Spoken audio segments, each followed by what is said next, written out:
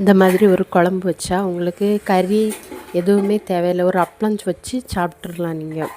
இதுக்கு ஃபஸ்ட்டு ஒரு 10 காஞ்ச மிளகா, நான் கம்மியாக போட்டிருக்கேன். உங்களுக்கு காரத்துக்கு எவ்வளோ தேவையோ அவ்வளோ போட்டுக்கணுங்க. காஞ்ச மிளகா, அப்புறம் பூண்டு, அப்புறம் ஜீரகம் கொஞ்சம், அப்புறம் தேங்காய், அப்புறம் இவ்வளோ போட்டு நல்லா அரைச்சிருங்க. நைஸாக அரைச்சி வச்சுருக்குங்க.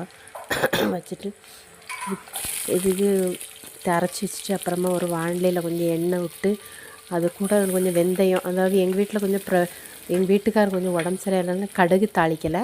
நீங்கள் கடுகு போட்டு தாளிச்சிக்கோங்க. இல்லைன்னா நான் போடுறது வெந்தயம், பூண்டு, அப்புறம் வெங்காயம் இதெல்லாம் போட்டு தாளிச்சிட்டு அதுக்கப்புறமா காய்கறி போட்டுருங்க. நீங்கள் வெண்டைக்காய் போட்டு கொஞ்சம் வதக்கின உடனேயும் அதுக்கு கூட கொஞ்சம் முருங்கைக்காய், அப்புறமா தக்காளி இதெல்லாம் போட்டுட்டு இது கூட நீங்கள் வேணாலும் கத்திரிக்காய் சேர்த்துக்கலாம், மாங்காய் போட்டுக்கலாம். இதெல்லாம் போட்டால் இன்னும் நல்லா இருக்குங்க. அது எனக்கு என்கிட்ட இருந்த காய்கறியை போட்டு வச்சுட்டேன். இதெல்லாம் போட்டு நல்லா வதக்கிட்டு அப்புறமா கடைசியில் அப்புறமா முருங்கைக்காய் போட்டுக்கோங்க.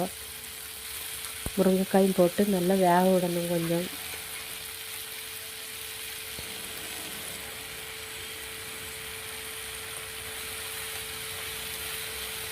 அப்புறமா இதுக்கு நீங்கள் காரம் இந்த குழம்பு மிளகாய் தூளும் போடலாம். ஆனால் நான் குழம்பு மிளகாய் தூள்லாம் போடலைங்க.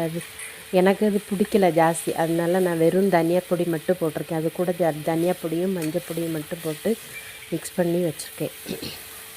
அதை மட்டும் போட்டு கொஞ்சம் எண்ணெயில் கொஞ்சம் லேசாக நைட்டாக வதக்குனா போதும். வதக்கிட்டு அப்புறமா கொஞ்சம் புளி தண்ணி ஊற்றிக்கிடுங்க. ஏன்னா தக்காளியும் போட்டிருக்கனால கொஞ்சமாக ஒரு நெல்லிக்காய் சைஸ் அளவு புளி இருந்தால் போதும். புளி தண்ணி ஊற்றி கொஞ்சம் நேரம் வேக வச்சுருங்க அப்படியே தண்ணியில். அதுக்கப்புறமா தேங்காய் அரைச்சி வச்ச விழுதை நீங்கள் அப்படியே போட்டுட்டு கொஞ்சம் நல்லா கொதிக்க விடுங்க. கொதிக்க விட்டால் நல்ல அழகான ஒரு வெண்டைக்காய், முருங்கைக்காய், பூண்டு, சின்ன வெங்காயம் போட்ட ஒரு புளிக்குழம்பு. இதில் நீங்கள் கத்திரிக்காய் சேர்த்துக்கலாம், மாங்காய் சேர்த்துக்கலாம், அப்புறம் உங்களுக்கு தேவையான காய்கறி உருளைக்கிழங்கு போட்டுக்கலாம். என்ன காய்கறி உங்கள்கிட்ட இருக்கோ அதெல்லாம் போட்டு நீங்கள் வச்சுக்கலாம். நல்லாயிருக்கும், சூப்பராக இருக்குங்க டேஸ்ட்டு. நீங்கள் பண்ணி பாருங்கள், எப்படி இருக்குன்னு பண்ணிவிட்டு நீங்கள் எங்களுக்கு சொல்லுங்கள். பிடிச்சிருந்தா லைக் பண்ணுங்கங்க.